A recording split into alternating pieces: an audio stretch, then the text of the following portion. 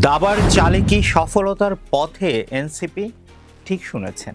সেদিন জন্ম নেওয়া এনসিপি রাজনীতির মাঠে নতুন হলেও তাদের সাম্প্রতিক কিছু রাজনৈতিক পদক্ষেপ দেখে অনেক বিশ্লেষক মনে করছেন তারা অন্তত রাজনৈতিক কৌশলের দিক থেকে এমন কিছু চাল দিচ্ছে যা পুরনো দলগুলোকেও অস্বস্তিতে ফেলেছে।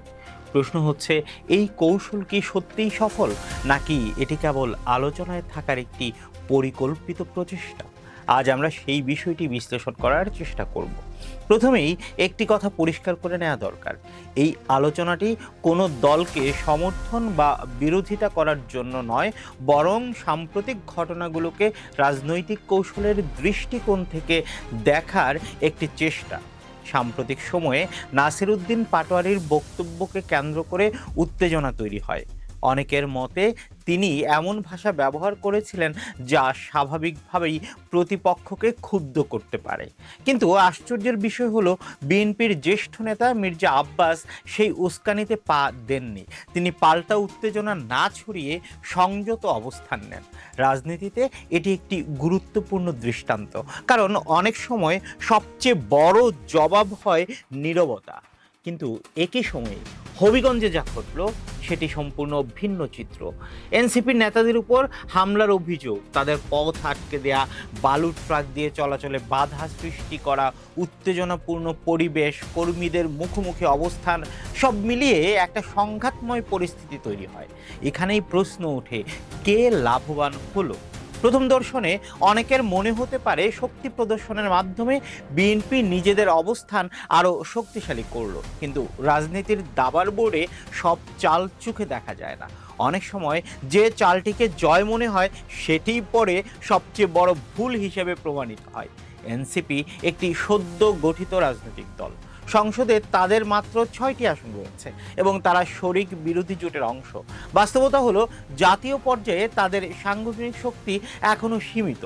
দেশের অধিকাংশ উপজেলায় তাদের শক্তিশালী সংগঠন নেই। নির্বাচনী বাস্তবতায় হাসনাত আব্দুল্লাহ ছাড়া আর কতজন নিশ্চিতভাবে জিততে পারবেন সেটি নিয়েও প্রশ্ন রয়েছে।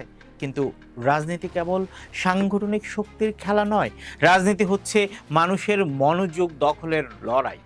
যে আলোচনায় থাকে সেই রাজনৈতিকভাবে বেঁচে থাকে। এনসিপির সবচেয়ে বড় শক্তি তাদের সাংগঠনিক বিস্তার নয়, বরং জুলাই অভ্যুত্থানের সঙ্গে যুক্ত কয়েকজন পরিচিত মুখ। ঢাকা বিশ্ববিদ্যালয়ের ছাত্রনেতা হিসেবে তারা সমাজে পরিচিতি পেয়েছেন, ফলে তাদের প্রতিটি বক্তব্য দ্রুত সামাজিক যোগাযোগ মাধ্যমে ছড়িয়ে পড়ে। এখানেই তাদের কৌশল কাজ করে। এখন প্রশ্ন হচ্ছে, যদি একটি ছোট দল দ্রুত জাতীয় রাজনীতিতে নিজেদের অপরিহার্য হিসেবে তুলে ধরতে চায়, তাহলে তারা কি করবে? তারা এমন পরিস্থিতি তৈরি করার চেষ্টা করবে যেখানে সবাই তাদের নিয়েই কথা বলবে। রাজনৈতিক বিজ্ঞানে এটিকে অনেক সময় ভিকটিম ন্যারেটিভ বা সহানুভূতির রাজনীতি বলা হয়। ইতিহাসে বহু দল এই কৌশল ব্যবহার করেছে। যখন কোনো ছোট দল শক্তিশালী প্রতিপক্ষের আক্রমণের শিকার হয়, তখন সাধারণ মানুষের একাংশ স্বাভাবিকভাবেই দুর্বল পক্ষের প্রতি সহানুভূতিশীল হয়ে ওঠে। ফলে যে দলটি আগে আলোচনায় ছিল না, সেটি হঠাৎ জাতীয় আলোচনার কেন্দ্রে চলে আসে। এখানেই আসে নাসিরউদ্দিন পাটোয়ারির বিতর্কিত বক্তব্যের প্রশ্ন। অনেকেই বলছেন, তিনি কি সত্যিই এতটা আবেগপ্রবণ, নাকি তিনি জানতেন এমন বক্তব্য প্রতিপক্ষকে উত্তেজিত করতে পারে?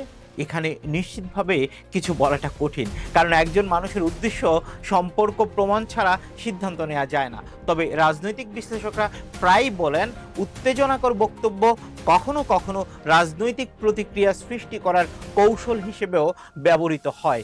যদি প্রতিপক্ষ সেই ফাঁদে পা দেয়, তাহলে আলোচনার কেন্দ্রবিন্দু হয়ে যায় সেই সংঘর্ষ, আর যদি প্রতিপক্ষ সংযত থাকে, তাহলে কৌশলটি অনেকটাই ব্যর্থ হয়ে যায়। মির্জা আব্বাসের ক্ষেত্রে অনেকে মনে করেছেন তিনি সেই কারণেই ধৈর্য দেখিয়েছেন।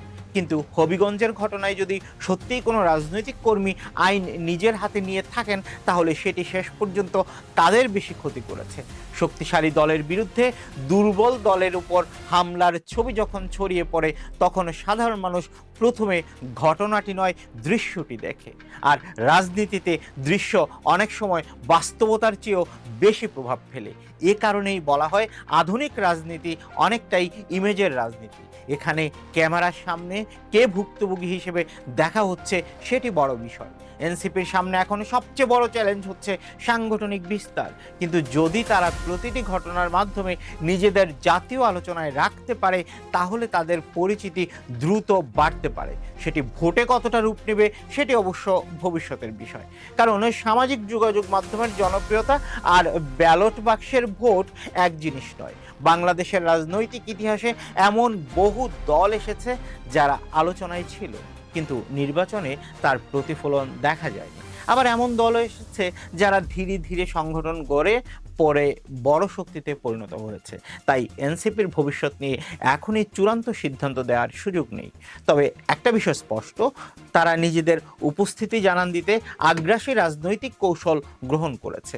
অন্যদিকে বিএনপির জন্য এটি একটি গুরুত্বপূর্ণ শিক্ষা। বড় রাজনৈতিক দলের সবচেয়ে বড় দায়িত্ব হচ্ছে আবেগ নয়, কৌশল দিয়ে প্রতিক্রিয়া জানানো। কারণ ছোট দলের সবচেয়ে বড় সুযোগই হলো বড় দলকে উত্তেজিত করে ভুল করানো।